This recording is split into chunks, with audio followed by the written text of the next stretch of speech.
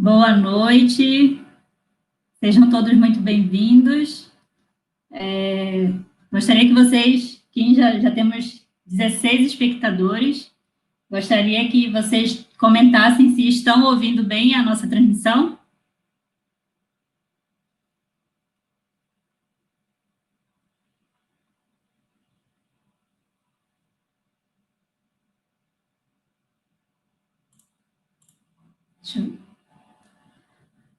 Boa noite, Lucia. Boa noite, Francisco.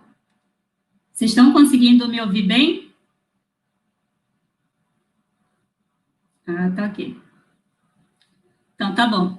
Sejam todos muito bem-vindos a mais um evento do Papo de Meteorologia, e hoje nós vamos falar sobre computação aplicada à meteorologia, né? Hoje nós convidamos dois especialistas na área, que são meteorologistas, mas que trabalham nessa parte de computação, que é o Guilherme Martins e o Ronaldo Palmeira.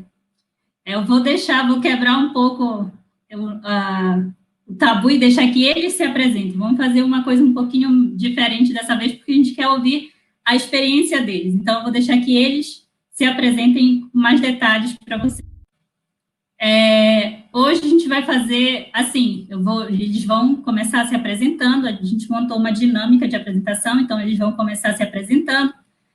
Depois o Hugo, que também está presente, o Hugo Ramos, vai me ajudar na moderação do evento.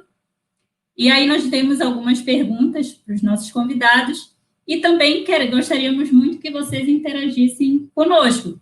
Faremos o possível para responder todas as perguntas, colocar todos os comentários de vocês também aqui para ser debatido. Então, fiquem super à vontade para comentar, para fazer perguntas, para dar sugestões. Inclusive, eu já peço para vocês que, se vocês tiverem sugestões para os nossos próximos eventos, que vocês deixem nos comentários aqui embaixo do vídeo quais temas que vocês gostariam que a gente trouxesse aqui para conversar com vocês.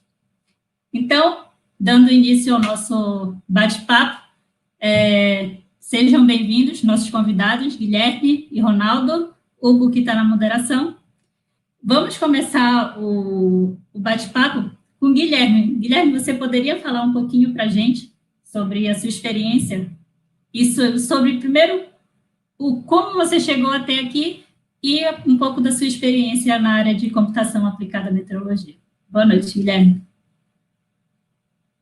Tira, seu microfone ainda está no mudo. Boa noite a todos. Agradeço a oportunidade de trazer esse assunto super importante, né, que é a questão da computação aplicada à meteorologia, né.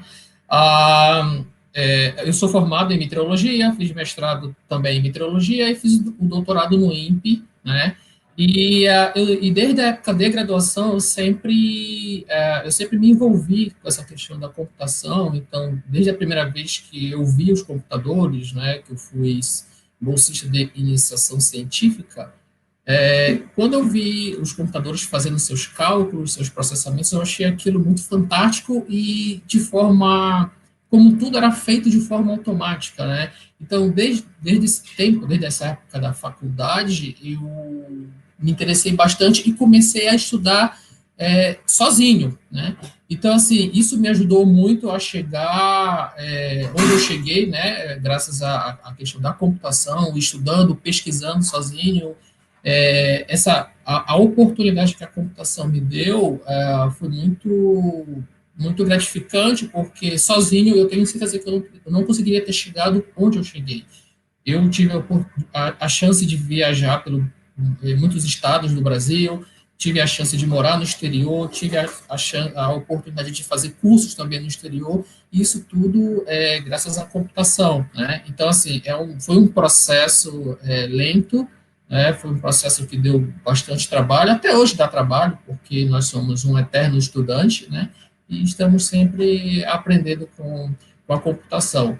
Então, a minha vida, ela praticamente se baseou muito na questão de ser autodidata, de buscar as informações na internet, conversando com amigos, lendo bastante, pesquisando bastante. Então, a computação dentro da meteorologia, eu vi e que faltava, tinha um nicho, né, para essa especialidade. Então, a partir desse momento, eu passei a explorar cada vez mais e mais essa questão da computação, e hoje eu cheguei até onde eu cheguei graças a todas essas oportunidades que foram surgindo, né, e tem ajudado bastante pessoas, muitas pessoas também têm me ajudado, e agradeço bastante por todas essas oportunidades que surgiram na minha vida. Obrigada, Guilherme. Agora eu gostaria que o Ronaldo se apresentasse para a gente. Por favor, Ronaldo. Olá, boa noite a todos. Primeiro, gostaria de parabenizar aí a Paula, ao Hugo e ao Olívio também, né, pela organização desses bate-papos. Eu acompanhei o último bate-papo aí, foi bem interessante. Acho que nessa época de quarentena aí, sempre falo para os estagiários, colegas aí, para aproveitar esse tempo para aprender e, né, já que a gente está preso em casa, aí vamos transformar do limão uma limonada e fazer coisas novas. Então, acho que é bastante interessante a iniciativa de vocês, parabenizar de novo. Dar boa noite ao Guilherme, que eu conhecia ele pela internet, nunca tinha conversado com ele ao vivo, né, e já usei bastante os tutoriais dele aí de CDO, né, foi bem útil. Falando um pouco assim da minha carreira, eu sou técnico em meteorologia, né, pelo Cefet, então me formei como técnico em 1997. Já no Cefet, meu primeiro contato assim, com computação foi nas aulas da professora Cristiane Osório, né, então ela dava uma aula de introdução à computação, tinha a parte de algoritmos, e ali mesmo eu já tive contato. Foi uma época bem interessante, porque foi quando a internet estava começando no Brasil, né, então a primeira vez que eu entrei na internet foi no computador do laboratório do Cefet, né, tive a oportunidade de entrar na internet ali, foi bem legal. Eu costumo dizer que eu tive muito privilégio de encontrar pessoas importantes e que me deram oportunidades e me ajudaram bastante, né. E aí, quando eu terminei o Cefet, eu fui fazer estágio no IMET, no distrito do Rio de Janeiro, de 97 a 2000 eu fiz estágio, quer dizer, 97 eu fiz estágio lá, enquanto eu entrava na faculdade. No ano que eu entrei na faculdade, eu estava fazendo estágio, né, e ali também o IMET passava por um processo de modernização, de implementação de coisas via computador.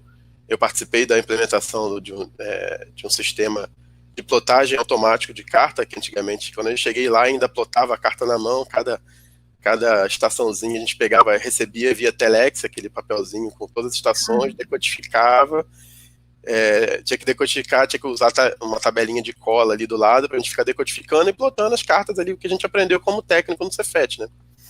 Então eu pus em prática isso e acompanhei um processo de modernização de todo esse processo de modernização que o IMET sofreu na época, né?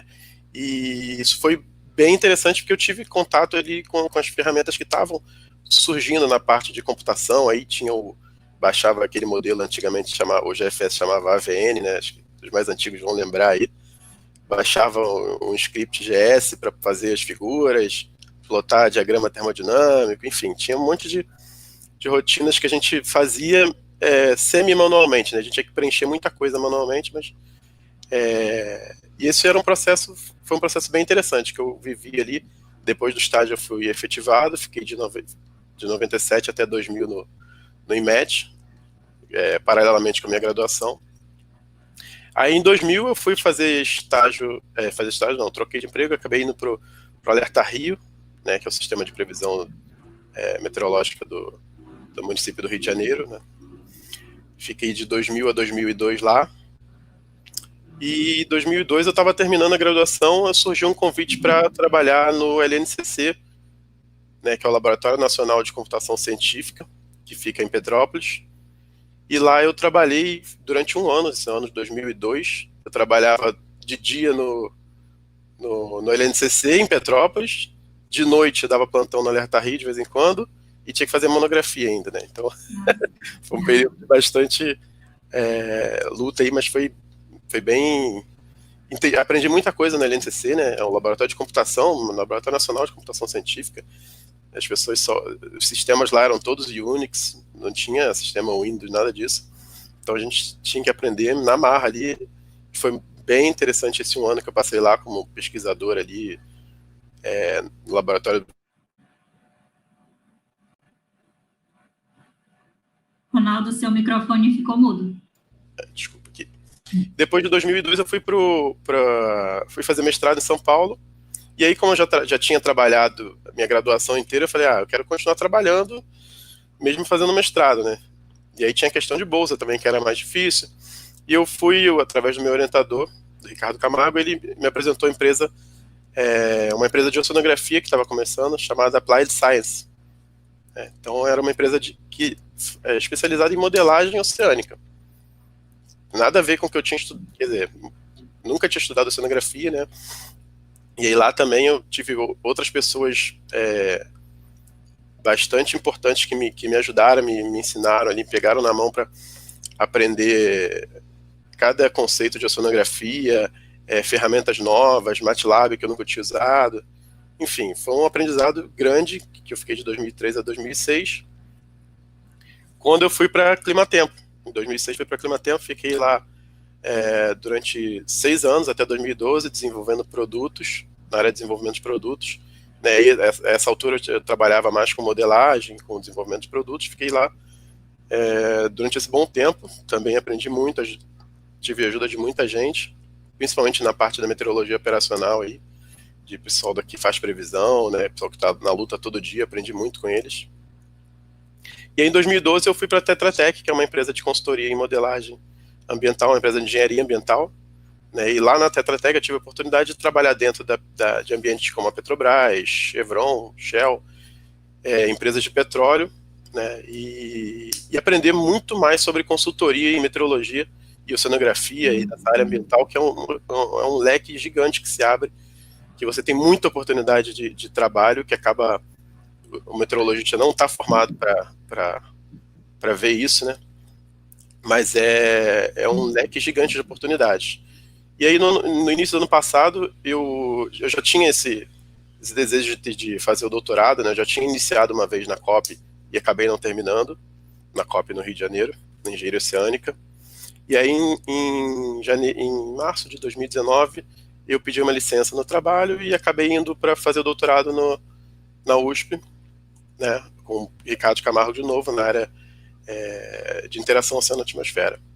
Então, meu caminho até hoje foi esse, né, um caminho longo aí, mas com a ajuda de muitas pessoas de muitos lugares diferentes, né, e foi isso, estou aqui hoje, espero ajudar, contribuir com alguma coisa aí no bate-papo. Interessante, a gente percebe que você já está com a computação já há muito tempo, né, na sua trajetória. Hugo, você gostaria de fazer um comentário com o Ronaldo? Desde já, né, quero aí iniciar cumprimentando aí, né, a Paula, né, pela organização de mais um Papo Meteorologia. Também aí cumprimentar, né, os nossos amigos, né, convidados, né, para essa noite de hoje, né, tanto o Guilherme, né, com um caminho extenso percorrido, o Ronaldo também, né, há pouco tempo, né, já temos aí caminhado juntos aí também. E, na verdade, assim, o que eu queria perguntar para vocês no caso, assim, né, para chegar nesse patamar, né, nesse nível de aprendizado aí, né, no desenvolvimento de ferramentas computacionais associadas à meteorologia, qual foi o caminho que foi percorrido, digamos assim, né, o aprendizado mesmo, né, aprender todas essas ferramentas que o Ronaldo apresentou, né, de uma forma gradativa aí, desde o que eu acho que ali foi o tataravô do Grades, né, até as ferramentas, as linguagens computacionais de hoje, e estender essa pergunta também ao Guilherme, né, a trajetória dos dois aí no desenvolvimento de produtos que facilitaram, né, a vida de vocês como meteorologistas. Bem, complementando aí o que o Ronaldo falou, a gente é de uma época que não tinha Google, não tinha Stack Overflow, não tinha essas coisas. O máximo que você tinha era o Alta Vista, o KD, e você não encontrava esse tipo de soluções de problemas computacionais nesses sites. E, bem, pelo menos no meu caso, eu ia muito para a biblioteca na época de faculdade, então, assim, era ler mesmo o livro. Era ler, perguntar para quem era da área, né? E, claro, a computação, você só aprende praticando muito, tá? Então, você pega programas de outras pessoas, você estuda, você lê, porque assim, a programação não é só simplesmente você abrir um arquivo texto e sair digitando comandos. Existe toda uma regulamentação para você escrever códigos, para você fazer comentário, porque isso facilita muito quem for ler futuramente o seu código. Mas a trajetória, praticamente, ela se dá por meio de muita leitura, exercícios. Eu sou uma pessoa que eu tenho muita curiosidade em querer aprender novas ferramentas. A minha primeira ferramenta foi o Grades, né? Eu acho que é a ferramenta inicial de todos. Depois eu comecei a pesquisar, aí eu encontrei o NCL, encontrei o CDO e acabei me especializando principalmente nessas duas, né, nessas duas ferramentas. O Grades foi assim o que me deu o pontapé inicial. E uma coisa que eu gosto de contar assim para quem me conhece assim pessoalmente, quando eu estava fazendo o meu mestrado, o meu orientador, na época eu tinha muito conhecimento de teoria, conceito. E quando eu fui para o mestrado, eu já tinha um conhecimento bem formado sobre grades e sistema Unix. Mas eu não tinha prática, porque, infelizmente, na minha graduação, a gente não tinha acesso a laboratório de computação, mas eu lia bastante sobre isso. E eu lembro benzinho, tem duas páginas do Grades cheio de comandos. Eu peguei essas duas páginas, testei comando a comando para saber o que aquilo fazia. E a partir daí surgiu aquele tutorial do Grades. Esse tutorial, que eu acho que é de 2016 ou 2015, na verdade ele surgiu lá em 2003, né? E eu só publiquei na biblioteca do INPE, né, para deixar como um documento oficial. Então, assim, essa trajetória assim, se baseia principalmente em muita leitura, muito exercício, né? E o mais engraçado de tudo isso é que, assim, muitas pessoas às vezes chegam e perguntam para você, mas para você isso é fácil. Não, não é fácil. Antes de ser muito fácil, é muito difícil. Então, são muitas noites em claro, fins de semana, são dias que você se dedica para aprender alguma coisa. Então, o caminho que a gente trilha para quem acaba direcionando para esse lado da computação científica é um caminho bem árduo, mas a recompensa ela é muito gostosa, é muito prazeroso trabalhar com isso, porque é um nicho que hoje as pessoas estão se dedicando cada vez mais e mais, e em termos de oportunidade, qualquer chamada que você tem na internet de bolsa, de oportunidades, os primeiros requisitos são conhecimentos em linguagem de computação. Então, você conseguir se destacar nesse ponto já é muito positivo para você na busca de uma oportunidade. Então, praticamente, o que eu posso resumir é muito treino e muito estudo, para você poder dominar qualquer uma dessas ferramentas. O que vai mudar é a forma como você declara uma sintaxe de uma linguagem para outra. Mas o meu resumo para quem assim, quer enveredar nessa área é muita leitura e muita prática de exercício. E, claro, trocar ideias com outros amigos também, com colegas, e pesquisar na internet. Mas é um caminho assim que não me arrependo de ter seguido. Legal, Guilherme. Falando um pouquinho de você, Ronaldo, só um comentário, Guilherme falou que às vezes já virou noites estudando, né? Eu lembrei que no dia que eu fui fazer o convite para ele participar dessa live, Era quase meia-noite, eu olhei assim, ele estava online, eu disse, eu não sei se eu falo com ele agora ou não. Lembra, Guilherme? E aí eu peguei e falei, Guilherme, posso falar com você? Você está muito ocupado agora? Eu achava que ele ia dizer, eu estou ouvindo uma música aqui no computador, alguma coisa assim. E ele tá, acreditem, era quase meia-noite. E ele disse, eu estou estudando, estou fazendo um curso aqui de programação, se eu não me engano, não era, Guilherme?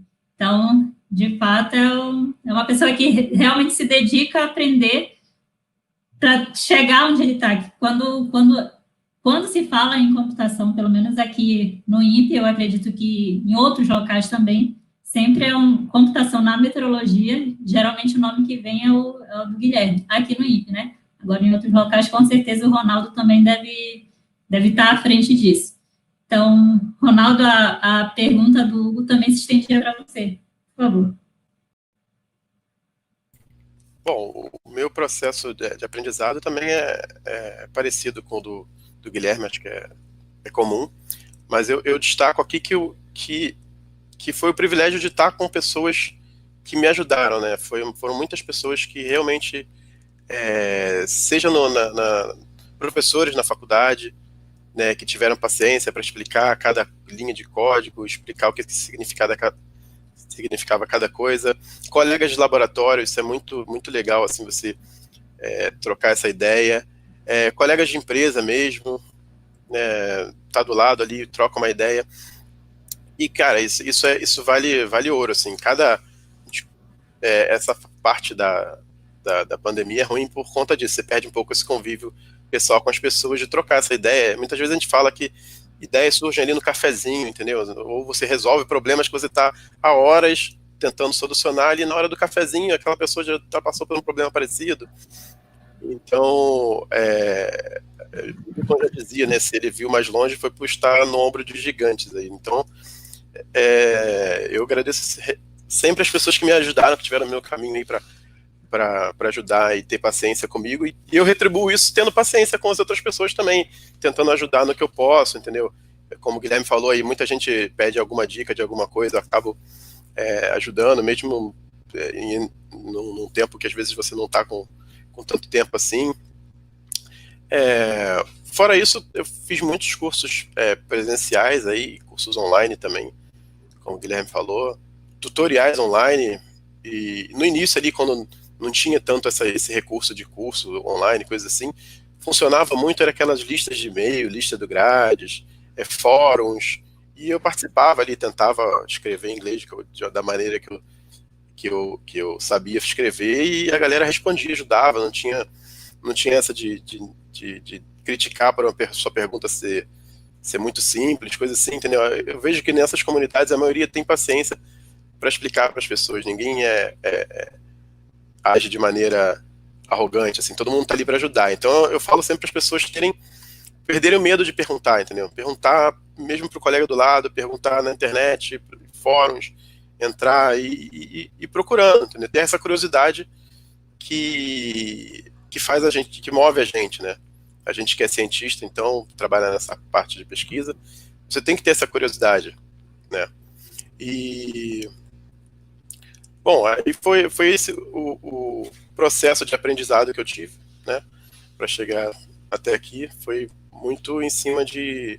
Eu nunca fui, assim, ao contrário do Guilherme, teve mais paciência de ir lá testar os comandos, eu sempre fui mais da questão de resolver problema, entendeu? Eu sempre ia lá, como é que eu resolvo meu problema? É assim, assim, assim e tal. Até por isso acho que eu escolhi, acabei sendo abraçado para trabalhar em consultoria, por conta de ter esse gosto de tentar resolver o problema rápido ali, porque o tempo é curto, então isso é interessante também. Mas o processo é esse, se misturar com outras pessoas, se misturar com outros grupos e tentar aprender o máximo que você puder. Legal, obrigada. Agora eu vou passar aqui para interagir com o nosso público, né? Temos alguns comentários já interessantes, algumas perguntas. A Lucia comentou que o Guilherme está sempre incentivando a utilizar as ferramentas computacionais do Grades, NCL, CDO. E o Perdão se eu li errado, Verne disse que ele aprendeu muito com os tutoriais do Guilherme no projeto de iniciação científica lá em Moçambique. Que legal, obrigada pela participação. E aí temos uma provocação do Arthur Almeida para vocês. Eu gostaria de vocês falarem sobre isso. Ele colocou assim, para provocar. Dizem que no futuro os únicos meteorologistas relevantes serão os supercomputadores. Será? Qual a opinião de vocês sobre isso? Eu acho assim que depende muito da área que se pretende falar. Por exemplo, a área de meteorologia operacional, previsão do tempo. Ainda hoje, mesmo que você já tenha algoritmos sofisticados, redes neurais, machine learning, essas tecnologias mais recentes, no caso da previsão do tempo, eu ainda acho que o fator humano ainda é muito importante. Eu acredito sim que, como muitas das profissões, a meteorologia, eu acredito que chegará um momento em que realmente as máquinas tomarão conta, mas atualmente eu ainda acredito sim que a influência humana ela ainda é muito importante, porque tem muito conhecimento ainda que somente o ser humano consegue, vamos dizer, aplicar e tomar uma decisão. Você tem ali, por exemplo, os próprios modelos, você tem as simulações, você faz uma análise para saber se aquilo fisicamente faz algum sentido e você aplica algum tipo de correção. Mas, eu assim, não saberia dizer, por exemplo, daqui a 50 anos, por exemplo, as máquinas tomariam conta, tá? Mas já existem algoritmos altamente sofisticados capazes de fazer previsões de chuva, de temperatura, com um alto grau de acurácia. Ronaldo, gostaria de fazer um comentário? Sim, eu concordo também. Eu acho que mas esse processo ele já começou, na verdade, há muito tempo atrás, né? Se for ver, na época que eu entrei para fazer estágio no IMET, existia um cargo que era de desenhista, para você ter ideia. Era uma pessoa que fazia desenho das cartas, das coisas, das ilustrações que iam para o jornal, entendeu? Fazia aquele tipo de desenho. Então, por exemplo, tinha o técnico que ficava plotando as cartas, tinha um outro operador que transmitia, codificava os dados observados no código SINOP, decodificava. Então tinha esse processo todo que era feito manualmente. Isso já foi sendo substituído. Então, hoje em dia, para você fazer uma previsão, você precisa de uma equipe muito menor do que você tinha há 10, 20 anos atrás, entendeu? Então esse processo continua. É um processo evolutivo que está continuando agora com a questão da inteligência artificial, etc., também vão criar mais ferramentas para subsidiar os meteorologistas para que eles melhorem, tenham mais eficiência, né? No caso, menos meteorologistas acabam fazendo o serviço que mais fariam há um tempo atrás. Essa é uma realidade, não tem como a gente fugir disso. Mas também abre oportunidades para que meteorologistas que conheçam de computação, que é o tema do nosso debate aqui, porque essas ferramentas precisam de alguém para programar, entendeu? Precisa de alguém para dar manutenção, para escrever o código, para fazer toda a brincadeira acontecer e dar produtos subsidiada para o meteorologista fazer a previsão de maneira mais eficiente. Precisa de uma equipe multidisciplinar agora, né? Uma parte em computação, outra parte de meteorologista, que o meteorologista também precisa ocupar esse espaço para fazer essa preparação para que o meteorologista analista, né, vamos dizer assim, que esteja ali responsável pela previsão, faça o trabalho dele. Mas é um fato, em todas as profissões está acontecendo isso, né? E a meteorologia não vai ser diferente. Então, uma questão é a gente se preparar e se adaptar aos novos tempos aí. É verdade. O Hugo já me soprou aqui que ele tem uma pergunta para fazer para vocês, mas antes disso eu vou só fazer uns comentários que colocaram aqui. O Fernando Reis. mas que até venha a coincidir com o que você falou. Mas o que seria dos supercomputadores sem alguém para dizer o que fazer? É exatamente o que você falou, né? Que tem que ter um profissional ali por trás daquela máquina. E a Lucia comentou também que, principalmente na meteorologia operacional de Nowcast, a vigilância tem que ter a vigilância meteorológica, né? Você tem alguma coisa para comentar?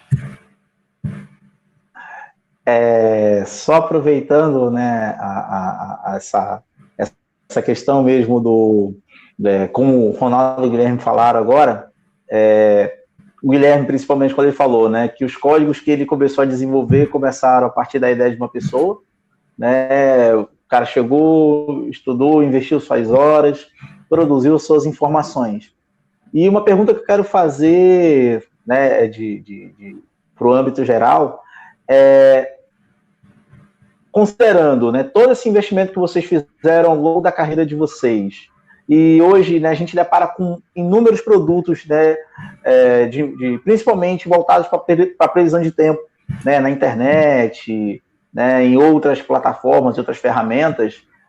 A pergunta que eu queria fazer, assim, qual a melhor forma que o usuário comum, no caso, poderia fazer para se apoderar dessas informações? Visto que elas são, né, elas passam por esse tratamento, né, por esse processo todo de transformação, né, a partir tanto dos dados de modelagem, como dos dados observacionais, como dados obtidos aí de outros tipos de sensores. Qual a melhor forma em que o nosso usuário comum, né, aquela pessoa que só quer aquela informação para decidir se vai sair de guarda-chuva ou não, possa utilizar da melhor forma possível?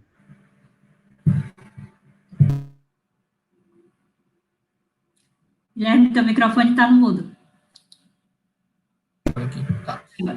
O que eu vejo é o seguinte, a gente ainda tem um problema muito sério, foi até levantado na live anterior, sobre essa questão da comunicação, né? A gente ainda tem um problema muito sério de sair um pouco desse meio acadêmico para traduzir essa informação da forma mais simples. De que forma? Seja em forma de tabelas, seja em forma gráfica, e a gente precisa urgentemente fazer essa tradução de forma mais simples possível, porque você acaba dando margem para nada contra que outros profissionais venham e consigam transmitir de forma mais simples possível. Por exemplo, o que é uma unidade de precipitação? O que significa 1 milímetro? Então, a gente ouve muito falar, choveu, teve uma quantidade de 20 milímetros de chuva, mas o que isso significa? Tá? Então, traduzir esse tipo de informação, seja, como eu falei, por meio de tabelas, mapas, infográficos, trazer mais a população para o lado da academia. O INPE tem alguns projetos de ciência nas escolas, cujo objetivo é justamente esse, aproximar o pessoal do ensino fundamental do ensino médio para saber o que existe, no caso em particular, o que o INPE faz e quais são as diferentes áreas dentro do INPE. E tudo isso é feito de uma forma super lúdica. Nós fazemos instrumentos de garrafa PET, fazemos apresentações, só que a gente procura deixar de lado o jargão acadêmico científico para justamente tentar traduzir toda essa informação do que é uma sensação térmica, o que é uma umidade relativa, porque fala-se muito de frentes frias, sistemas transientes, ciclones, mas o que isso realmente o que isso de fato significa, né? Então, eu acho que já está na hora de trazermos a sociedade para mais próximo, até mesmo também para justificar todo o investimento que a gente recebe do governo, certo? Então, essa aproximação hoje, para mim, é super importante. Dentro do programa Queimadas, do INPE, que é onde eu trabalho, todos os produtos, eles são voltados para para uso da população em geral, seja jornalistas, seja o meio acadêmico, seja pessoas que trabalham no combate aos incêndios florestais. Então, a gente tenta traduzir todos os produtos de uma forma clara e objetiva, para que para qualquer tipo de usuário possa entender o que está sendo disponibilizado ali. E não é fácil você tentar traduzir toda essa informação acadêmica para uma informação mais acessível. Porém, estamos trabalhando, assim, não só o INPE, né, mas como qualquer instituição do Brasil, a gente está trabalhando nesse sentido de aproximar mais a população da academia. Legal. Ronaldo, você gostaria de fazer algum comentário? Sim. Essa questão é bem complicada, Hugo, da disponibilização farta de dados, né, que hoje em dia tem, né, pela internet e tudo. Isso às vezes dificulta. Eu vou falar.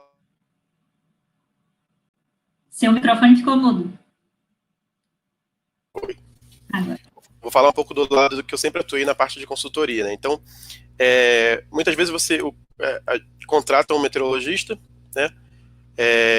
Mas às vezes comparam o serviço com o que é prestado de maneira, vamos dizer assim, de graça pela internet, né?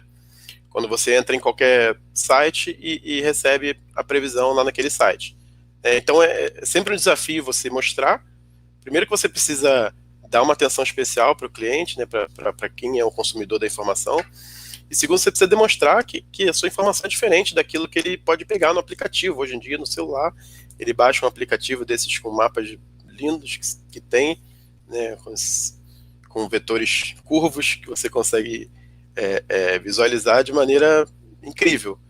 Mas aquela informação, para as pessoas entenderem que aquela informação ali é de um modelo global, de uma resolução que não tem nenhum tratamento, nenhuma pessoa interpretando aquele resultado, é um pouco difícil, entendeu? Mas você precisa explicar toda essa problemática para eles. Vou até contar uma história rápida aqui, que aconteceu quando eu estava na Climatempo, né? A gente prestava um serviço na época da construção do centro de pesquisa do SEMPES, na Petrobras. Era uma expansão do SEMPES, que eu até via trabalhar lá posteriormente, dentro desse centro. E esse centro ele é todo revestido com partes metálicas. E durante a construção, o SMS da Petrobras, que era contratante, disse que precisava ter um sistema de monitoramento e previsão do tempo, porque tinha risco de ter tempestade eletromagnética e raio cair ali no campo de obra, e as pessoas estão todas próximas à parte metálica, a estrutura metálica do prédio, e era um problema sério. E aí, ok, contrataram a Climatempo e vamos lá fazer o serviço. E aí o serviço começou a ser feito, porém,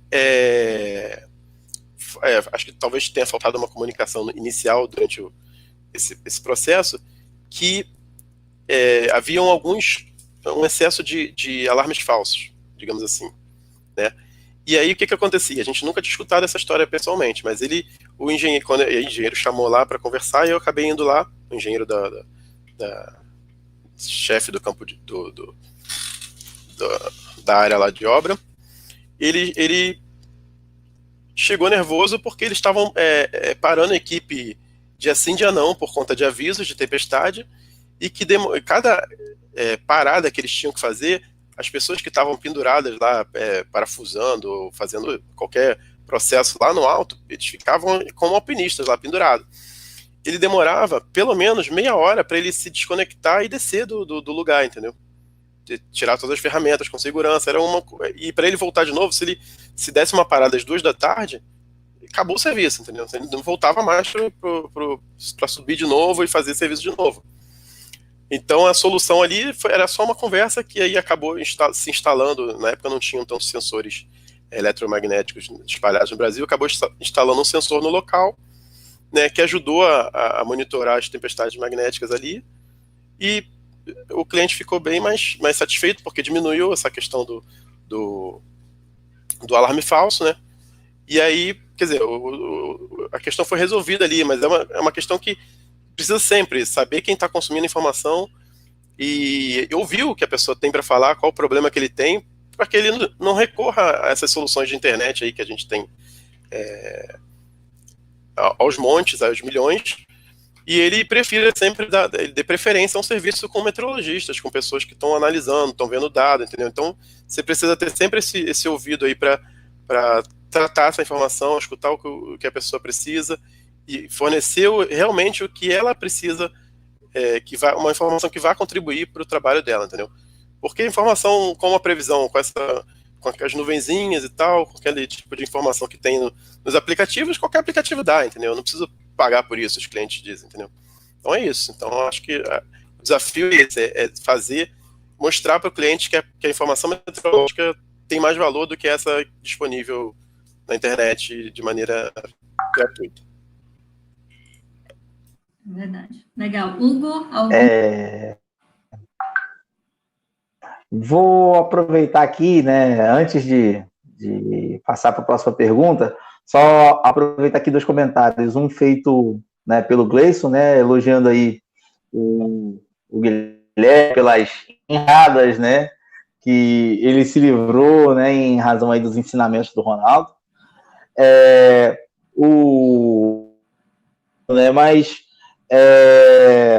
Que seria dos supercomputadores, né, se não tivesse ninguém para construí-lo, né? E também aí uma pergunta, né, vinda do público, que o Guilherme falou até um pouquinho, mas o quanto o machine learning pode ser aplicado para meteorologia? Na verdade, a pergunta é para os dois, né? Mas como o Guilherme deu uma pequena introduzida, né, já ele pode começar a responder. Eu não tenho experiência com essas novas tecnologias de machine learning, mas assim, o que eu tenho visto os pesquisadores têm utilizado bastante para esse aprendizado de máquina, justamente para prever, que é a grande cereja do bolo, né? Saber quando vai chover e quando vai, desculpa, quando choverá e principalmente a quantidade, certo? Então, eu particularmente não tenho tanta experiência assim, já li algumas coisas, alguns trabalhos, alguma experiência com alguns colegas, mas eu assim não saberia dizer assim com propriedade assim com relação a esse assunto. Então, eu passo a vez para o Ronaldo. Só fazer um comentário aqui, Ronaldo. Talvez algumas pessoas que estejam aqui nos assistindo tenham essa informação sobre machine learning. Fiquem à vontade para comentar, que a gente vai passar o comentário de vocês aqui na nossa conversa. Pode falar, Ronaldo. Bom, essa área de machine learning está até anotada aqui para falar sobre isso e para sugerir até um outro bate-papo só sobre esse assunto, porque tem bastante assunto para falar sobre isso e tem gente qualificada aí, gente desempenhando papel internacional, inclusive brasileiros, em grupos internacionais nessa área que é bastante de ponta, aí, a área de desenvolvimento. Particularmente, a minha tese de doutorado envolve um pouco de machine learning, né, envolve redes neurais na remoção do viés de modelos climáticos. Então, eu vou trabalhar com isso, estou engatinhando na área ainda, estou aprendendo um pouco cada dia desse assunto aí com o meu orientador, principalmente o Ricardo Martins, ele entende bastante dessa área. E, assim, o que eu vejo em relação à parte de machine learning, ela veio da necessidade do aumento da quantidade de dados que a gente tem, né? Então, cada vez mais a gente tem modelos com maior resolução, maior quantidade de modelos, maior alcance espacial, temporal, ou seja, mais dados. Você tem mais ensembles, mais conjuntos, mais dados. Você tem satélites mais modernos, resolução maior, mais canais, mais dados. Você tem ferramentas. Aí você precisa de ferramentas para poder tratar esse dado, porque não tem como meteorologistas ou seres humanos normais darem conta de tanta informação, processar E aí você precisa desenvolver essas ferramentas. E as ferramentas de inteligência artificial, de machine learning, ajudam bastante, né, nesse processamento, tanto na análise desses dados, né, você tem técnicas de clusterização, análise espacial, enfim, tem N técnicas que você pode usar, quanto na parte de previsão, ou seja, você tem multimodelos hoje em dia, e você precisa de alguma ferramenta que te ajude a escolher quais os melhores modelos, entendeu? Não dá para você ficar só com o feeling de qual é o melhor modelo, porque os modelos estão se atualizando. O GFS ano passado, por exemplo, foi atualizado. O SMWF vai ser atualizado, acho que esse ano ou no próximo ano. Então, cada vez os modelos, mesmo os globais, estão sendo atualizados. O GFS mudou completamente, ele é um modelo completamente diferente do que era. Então, se tinha pessoas treinadas ali subjetivamente para identificar quando o modelo superestimava, subestimava, acaba esse treinamento sendo por água abaixo. Então você precisa de técnicas mais modernas que sejam que você consiga reprocessar tudo novamente, rapidamente, porque a informação acho que é um ponto positivo e negativo da sociedade moderna, é a quantidade de informação que a gente tem. Então a gente precisa desenvolver técnicas para processar isso. Então essa inteligência artificial vem dessa necessidade. Legal. E pelo visto, assim, como o próprio Ronaldo, como o Guilherme falou e o Ronaldo agora, né? Se for falar só de machine learning mas só que aí vai dar umas 3 horas de live, porque o assunto ele é muito interessante, muito consistente, e é uma coisa que a gente vê para o futuro.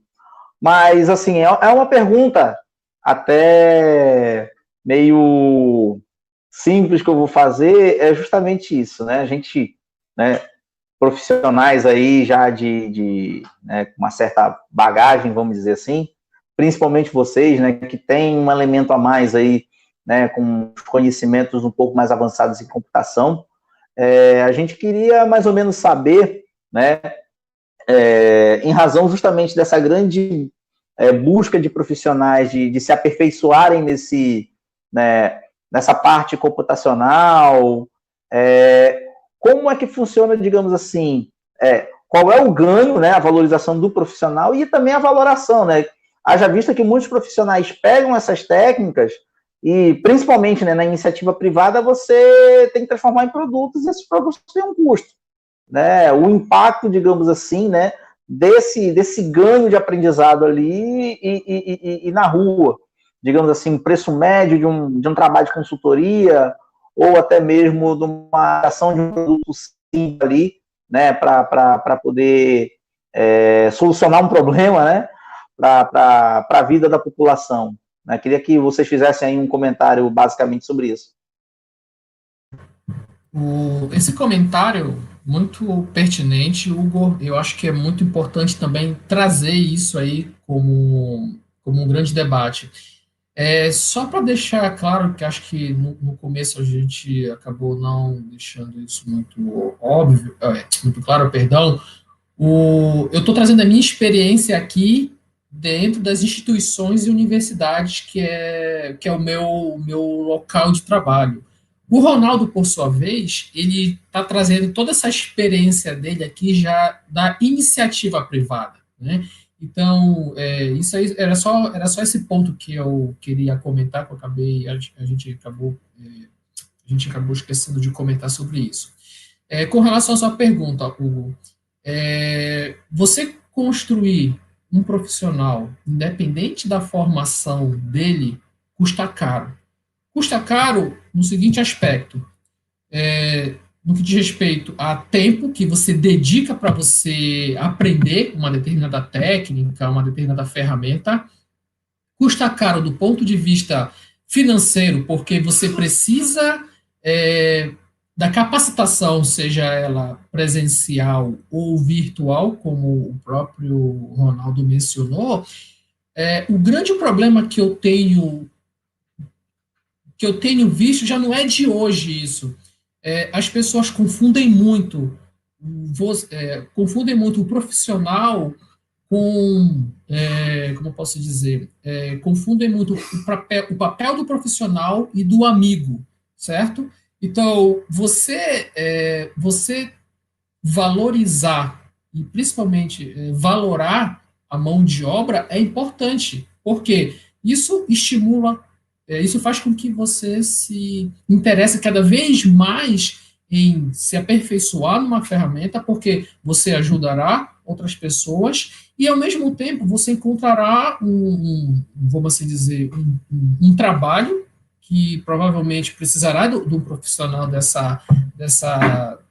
com essa qualificação. Só que eu vejo assim que as pessoas, eu não sei se isso é por falta do tipo de comunicação, que nós não sabemos nos comunicar de uma forma adequada, mas as pessoas, eu recebo, por exemplo, muitos e-mails de pessoas, assim, dos mais variados tipos, pessoas que não explicam o que querem, só perguntam diretamente se eu não tenho um programa para resolver isso, e assim como aquelas pessoas que explicam o que querem, né? Só que assim, elas não deixam exatamente claro o que elas querem exatamente fazer com aquilo. Então, isso é muito importante deixar muito claro. E eu não vejo problema nenhum em você contratar um profissional, seja da área de sinótica, seja da área da climatologia, seja da modelagem, seja um especialista em computação científica. Eu sempre procurei ter muito cuidado com isso, de sempre valorizar o meu colega. Todos os trabalhos, praticamente quase todos os trabalhos que eu fiz, eu sempre procurei algum tipo de parceria, eu sempre procurei dar algum tipo de retorno à pessoa, seja um retorno por meio de parcerias, de trabalhos, participação em projetos, com orientações, até mesmo a questão de uma remuneração, de você entrar em acordo com a pessoa e, de repente, olha, eu sei fazer isso. Em vez de eu tentar aprender a técnica, que demandará um tempo considerável, por que não conversar com esse profissional e dizer, olha, eu sei que eu achei o seu perfil, ou alguém indicou você, e quanto é que você cobra? Como é que você trabalha? Qual é o seu sistema como é que você agrega valor ao seu trabalho? Recentemente eu recebi uma proposta que me indicaram, nem conhecia a pessoa, era para uma empresa, para trabalhar com manipulação de dados. Não peguei, acabei declinando a oportunidade porque eu estava cheio de trabalho para fazer. Então, eu vejo muito isso, essa falta de percepção das pessoas de acharem que você é do suporte, tá? E que você precisa estar sempre disponível para resolver o problema para aquela pessoa. Eu acho que você pode, sim, conversar com a pessoa, tá? E dizer, olha, eu tenho algum tipo de moeda de troca, vamos negociar. Você tem a sua mão de obra que vale tanto, e eu tenho algo que vale também tanto, então vamos fazer uma troca, sabe? Então, assim, às vezes, isso acaba extrapolando, porque as pessoas querem um resultado imediato, e muitas pessoas não se dão conta que, dependendo da complexidade do problema, isso demanda um tempo para ser resolvido, entendeu? E nem sempre você pode parar suas atividades para resolver o problema da pessoa. Eu, particularmente, gosto muito de fazer isso, até mesmo porque os tutoriais vieram para isso, porque se eu fosse uma outra pessoa, eu não teria o blog que eu tenho, os tutoriais que eu tenho, né? Só que isso ainda, não sei se é uma falha minha, mas isso ainda não está muito claro para as pessoas. Então, assim,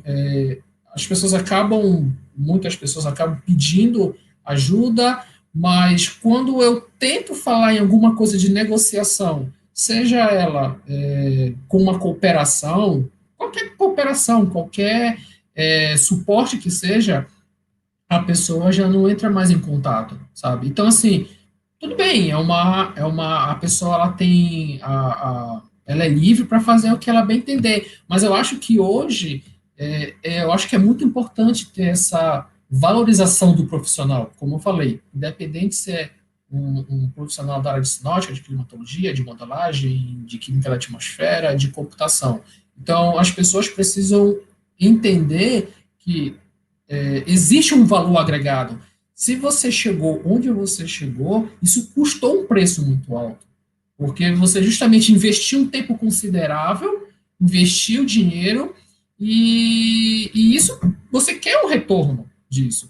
Qual seria o retorno? Um trabalho, uma cooperação, isso, sabe? Então, eu vejo que hoje as pessoas ainda têm uma dificuldade no que diz respeito nesse sentido da palavra cooperação. Legal. Ronaldo, você quer fazer algum comentário? Eu concordo com o Guilherme aí, no ponto que ele coloca dessa questão, mas eu acho que é um ponto que precisa ser trabalhado com os meteorologistas em geral, entendeu? É saber precificar as coisas, né?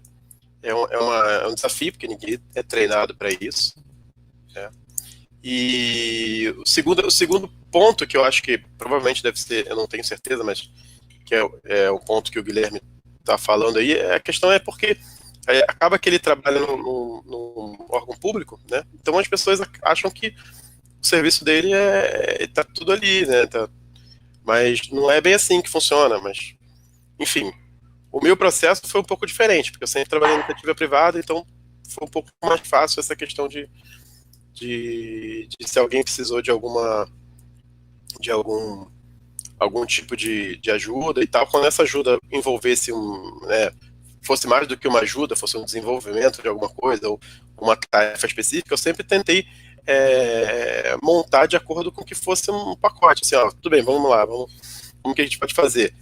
O que você está precisando? Que desenvolva uma ferramenta para fazer isso, um script para fazer aquilo, esse tipo de... Entendeu? Tentar colocar isso como um produto, né? Tentar transformar aquela consultoria, aquela ajuda que a pessoa está fazendo, que nada mais é do que uma consultoria, transformar aquilo no produto, né? Porque uma ajuda é difícil você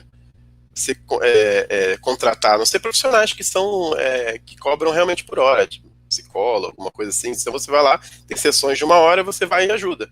Mas quando no caso da meteorologia, eu acho que você precisa montar um pacote e oferecer para a pessoa, até você tentar ir além do que ela pediu, entendeu? Para poder montar um pacote e você conseguir ter mais valor naquele produto, naquele relatório, seja um relatório técnico, seja um sistema diferente, você conseguir montar para ele, mostrar para ele, não, olha só, o que você precisa, o que você está querendo, essa ajuda, a gente pode fazer via um relatório técnico explicando, fazendo análise disso, daquilo, entendeu? Isso na consultoria você aprende, porque a consultoria é isso, você trabalhar vendendo o serviço que você faz, transformando em produto, e cada dia é um produto diferente, né? Então é muito desafiador, porque você...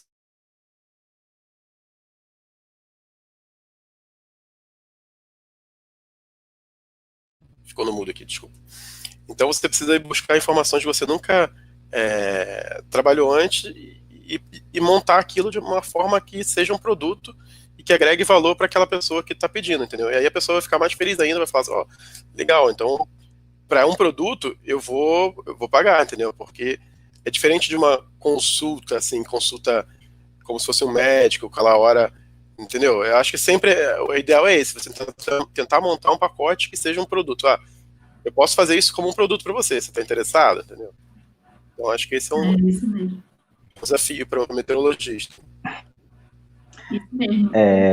Quero aproveitar... Pode falar. Não?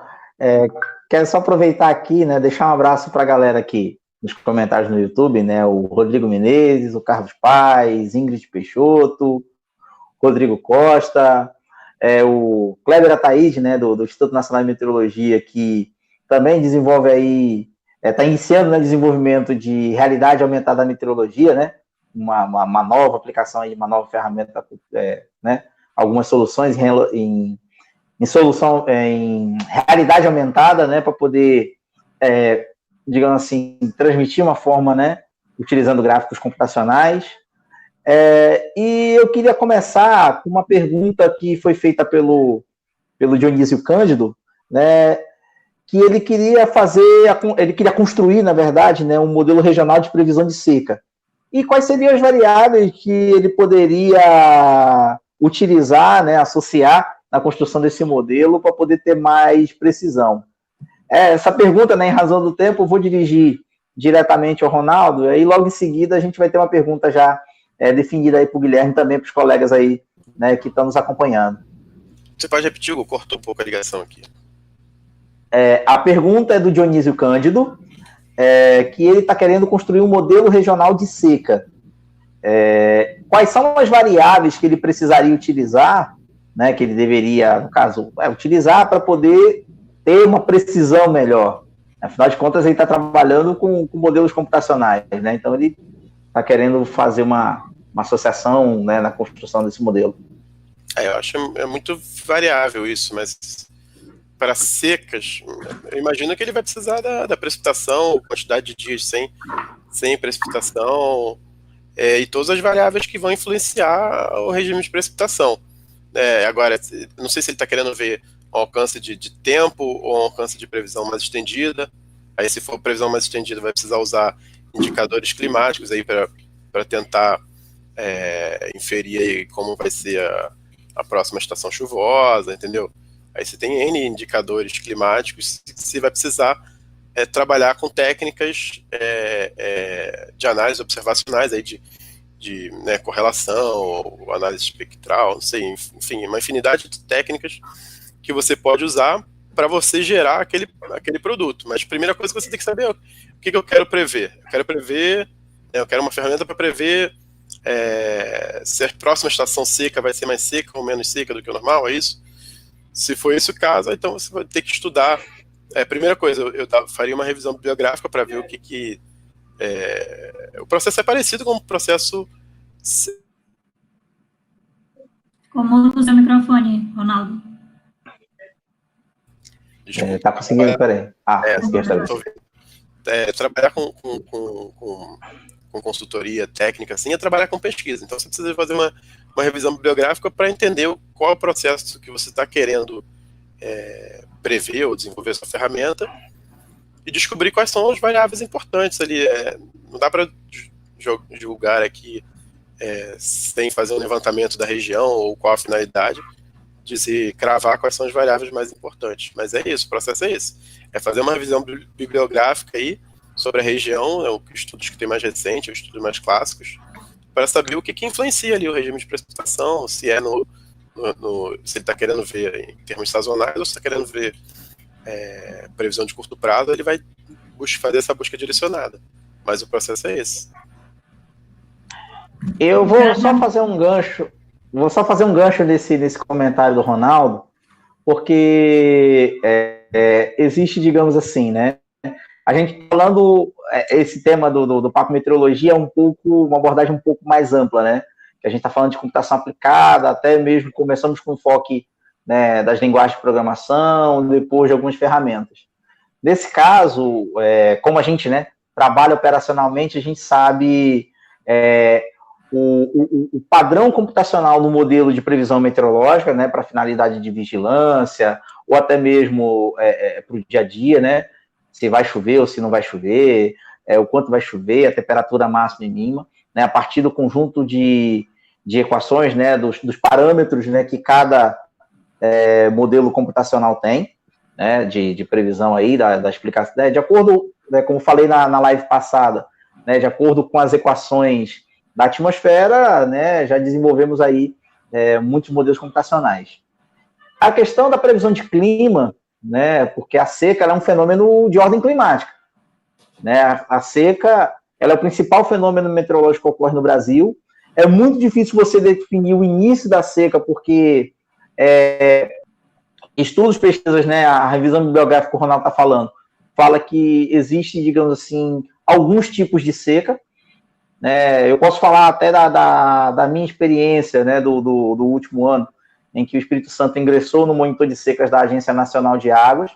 Eu sei que a Ana Paula está envolvida aí, né, no nos estudos aí de desastres climáticos do CEMADEM, e um dos produtos que são apresentados no site do CEMADEM também tem a parte aí de projeções de seca.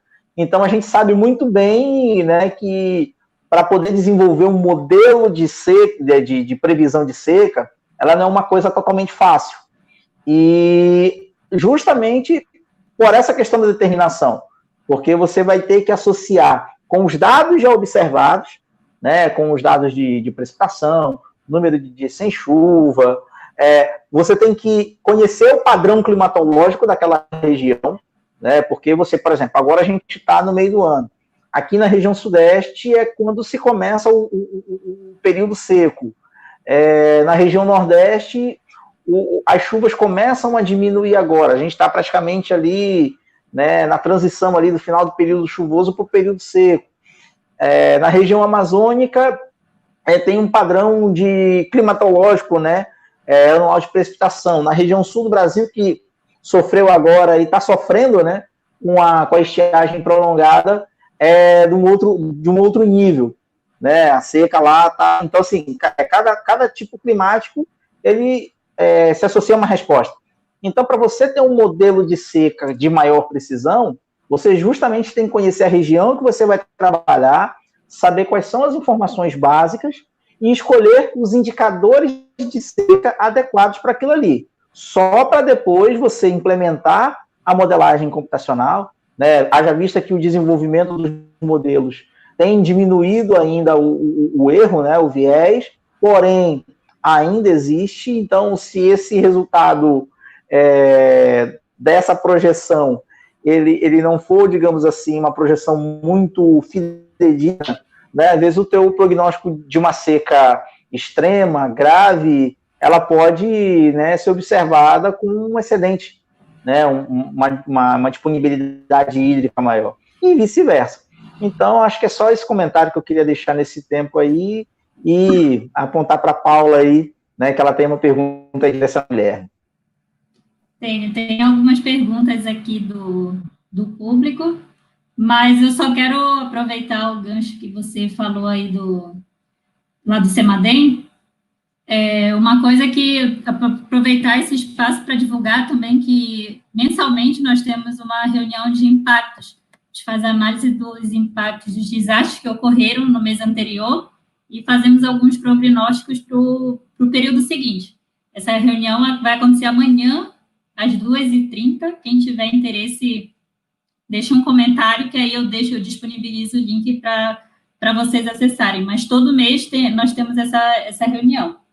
E aí, ainda falando de secas e inundações, o Gleison Chagas comentou aqui que secas e inundações é um tema interessantíssimo e sugeriu isso para nossos próximos bate-papos. Já está anotado aqui, Gleison, para os nossos próximos bate-papos. Isso é muito legal, porque a gente quer trazer assuntos que sejam do interesse de vocês também. A gente já tem uma agenda mais ou menos preparada para os próximos eventos, mas com certeza vamos sempre tentar trazer aqueles temas que sejam relevantes para todos. Temos uma última pergunta, já estamos a 8 minutos passando do nosso horário que nós programamos, mas eu tenho uma pergunta para o Guilherme. Guilherme, quais as perspectivas futuras para a computação aplicada à meteorologia? Seu microfone está no mudo. Vamos lá. Repete de novo a pergunta, cortou aqui. Quais as perspectivas futuras para a computação aplicada à meteorologia? Olha, eu comentei no início que hoje, se você um meteorologista, se hoje você não tiver o conhecimento de nenhuma dessas ferramentas computacionais, seja Python, que agora é a moda é usar Python, que seja MATLAB, que seja NCL, CLO, grades, você, infelizmente, ficará para trás na possibilidade de conseguir um trabalho. Fazendo uma provocação, o que eu vejo muito, as universidades hoje, elas nos preparam muito para seguirmos no ambiente acadêmico da universidade. E são poucas as instituições que disponibilizam, por exemplo, disciplinas ou algum tipo de treinamento para os seus estudantes. Foi até que o Arthur Almeida perguntou, né, se o meteorologista que sai hoje da faculdade ele está preparado para trabalhar nesses novos ambientes computacionais. Eu acho que ainda temos uma limitação muito grande, salvo, no caso, com exceção da USP, por exemplo, acho que Manaus, Natal e eu acho que a Federal de Pelotas, eles disponibilizam cursos de computação. Entendeu? Então, hoje em dia, você, por mais básico que seja o seu conhecimento, hoje as ferramentas computacionais, elas são essenciais e serão essenciais sim, com certeza. Pegando um gancho do que o Ronaldo falou. Hoje tudo é data science. Você tem um volume de informações tão grande, não tem mais esse negócio de você ficar trabalhando com planilha do Excel. Você tem arquivo no formato ASCII, você tem arquivo no formato binário, você tem arquivo no formato NetCDF, HDF5, GRIB. Então, essas ferramentas, elas elas nos trazem essa facilidade de, em vez de você programar, você já tem os pacotes praticamente prontos. Você já tem uma abstração muito grande. Antigamente, eu sou da época do Fortran, que você tinha que escrever um código e você tinha que entender tudo que estava ali, que você estava fazendo. Hoje não, você tem Python, você tem um monte de pacotes dentro do Python que já resolve o que você quer, o próprio Grade, CDO, MCL, MATLAB. Então, isso ajuda muito. Então, você que já tem, as pessoas que estão seguindo por esse caminho da computação científica, é importante. Mesmo se você não gosta, eu particularmente, com a minha experiência que eu já tenho desde 2003, se você não gosta dessa área, eu acho que você escolheu um curso errado, porque hoje meteorologia, mesmo os meteorologistas operacionais, eles já são, querendo ou não, forçados a trabalhar com ter algum tipo de conhecimento dessas ferramentas computacionais. Então, essas ferramentas, sim, são importantes e cada vez mais nós estamos fazendo uso delas. Isso mesmo. Obrigada, Guilherme. Já estamos finalizando nossa conversa, mas ainda temos alguns comentários aqui. O Fernando Reis falou: o meteorologista não pode se esquivar de conhecer a computação. Não pode ser apenas a pessoa que pense e depende de um técnico para implementar suas ideias. Mais ou menos isso vai de acordo com o que a gente estava comentando aqui, né? Sim, é isso aí. Só complementando o que o Guilherme falou aí da questão do meteorologista moderno e das perspectivas futuras, realmente existe essa área que a meteorologia precisa ocupar, que demanda de uma especialização mais em computação, esse é fato. Mas existe uma outra área também para os meteorologistas que gostam, que tem uma aptidão maior com comunicação, com a parte analítica da previsão, que é trabalhar com mídia, entendeu? Que a gente realmente não tem esse espaço aqui no Brasil, salvo raras exceções aí, né, nas TVs, a maioria são jornalistas apresentando a previsão, enquanto em outros países são meteorologistas fazendo essa parte de mídia. A gente teve aqui um exemplo de sucesso que foi a Laura Ferreira, que estava na Band, né? Seu microfone ficou mudo, Ronaldo. Tá ficando mudo toda hora aqui, desculpa.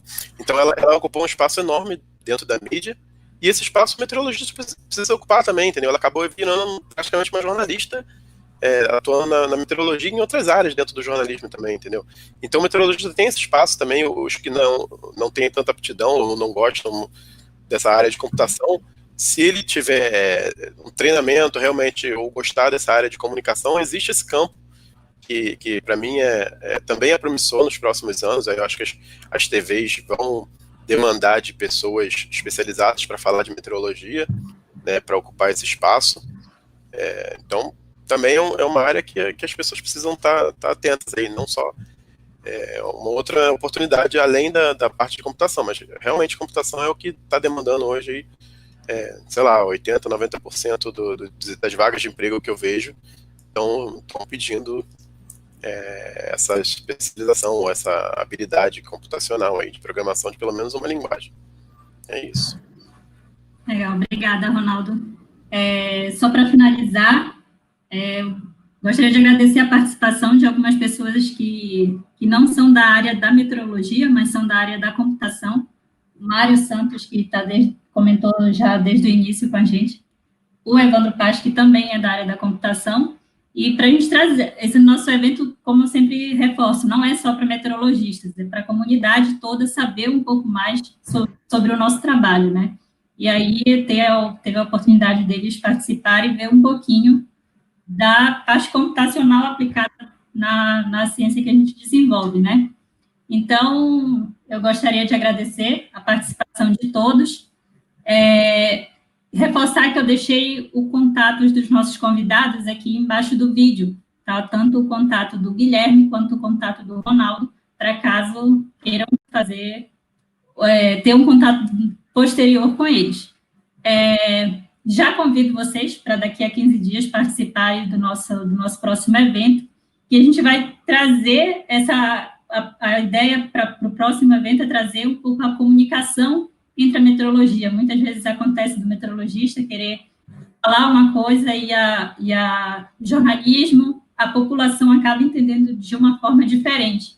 Então, esse é um tema assim, que a gente gostaria muito da participação de todos, inclusive de não meteorologistas, porque a gente pode ser que para a gente seja uma coisa que está sendo muito clara, mas para as pessoas de fora, jornalistas, pessoas que atuam na área de comunicação, não esteja sendo tão claro. O Hugo é um exemplo que trabalha na parte operacional, deve saber bem do que é que eu estou falando, né, de falar uma coisa e quando você vai ver, as pessoas entenderam de outra forma. Então, daqui a 15 dias, nós estamos preparando esse próximo evento. Gostaria de agradecer a participação de todos, o Ronaldo, o Guilherme, o Hugo, se quiserem falar mais alguma coisa. Tá, eu queria só deixar uma mensagem, né, para todos, que antes de ser fácil, tudo é muito difícil. Certo? Então, agradeço a oportunidade de ter conversado com todos aí, foram perguntas super interessantes. Eu anotei aqui muitos dos comentários e perguntas e vou pensar, vou tentar resolver essas pendências, mas parabenizo mais uma vez aí a Paula, o Hugo, o Olívio, que tiveram essa oportunidade e com certeza esse meio de comunicação tem sido muito importante porque nós conseguimos abordar agora diferentes tópicos, né? Essa questão da comunicação que o Ronaldo levantou é um assunto super interessante. Se não me falha a memória, eu não sei se é Natal, eles têm alguma disciplina de mídia, alguma coisa assim, na pós-graduação de ciências climáticas, se não me falha a memória, não tenho certeza. Então, de fato, isso aí é um outro nicho que pode ser explorado, tá bom? Então, obrigado a todos e boa noite. Ronaldo, quer falar alguma coisa? Não, eu queria agradecer novamente aí o convite, acho que é bem legal esse bate-papo, gostei. Foi bem interessante aí, a gente pôde trocar uma ideia de pontos de vista diferentes aí, né, mais da academia, por parte do Guilherme, mais da iniciativa privada por minha parte. Mas, e deixar o recado aí para o pessoal que mais novo, que tem interesse. Ficou mudo o microfone do Ronaldo. Desculpe, de novo. Então, o que eu sempre falo para o pessoal do laboratório, o pessoal dos estagiários que eu já tive, para não ter vergonha de perguntar, entendeu? Não ficar segurando algum problema que você está há muito tempo tentando resolver, sendo que tem outras pessoas ali em volta ou próximo que poderiam resolver rapidamente, já passaram pelo mesmo problema, entendeu? Todo mundo já, como o Guilherme falou, e antes de ser fácil, era difícil, então todo mundo passou por isso, e aí as pessoas têm que não ter vergonha de perguntar nos fóruns, entrar, fazer questões, aí, enfim. É isso. O recado é esse. Se não tenha vergonha de perguntar. Obrigada, Ronaldo. Hugo? Então, aproveitar o gancho, né? Parabenizar, né, mais uma vez, né? Agora o nome agora é Papo de Meteorologia, feito por meteorologistas para todos aqueles que querem acompanhar um pouco a ciência.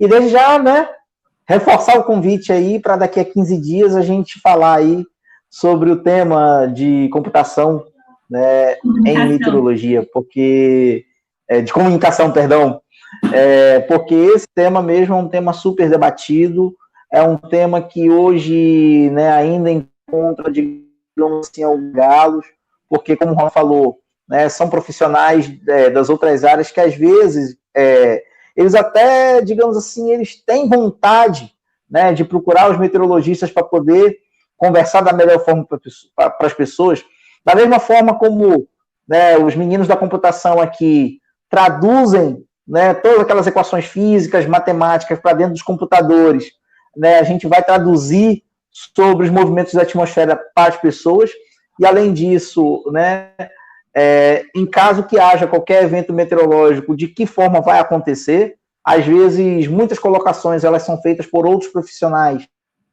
né, que não tem, digamos assim, essa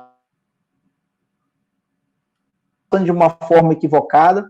Às vezes, numa situação corriqueira, normal, eles acabam podendo transformar isso em um pânico, o que acaba sendo ruim. E a gente tem que comunicar de diversas formas. Hoje, né, a gente tem que comunicar desde uma criança de 5 anos de idade até para uma pessoa portadora de necessidades especiais que precisa dessa informação para poder, né, ter o seu dia a dia aí, né, para poder a pessoa desenvolver a sua rotina diária.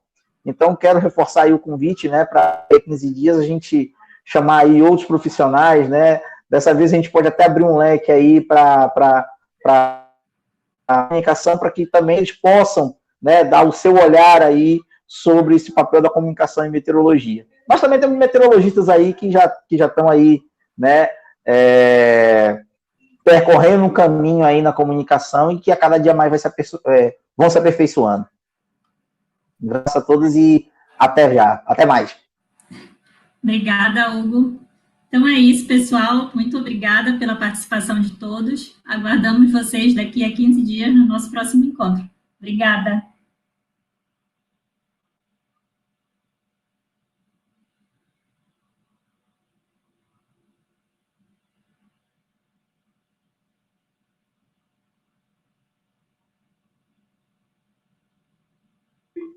Encerrou o link? Acabou. Acabou. Galera, eu vou contar um negócio para vocês, viu? Eu tinha feito o rito, né? Já abrindo um pouco o leque.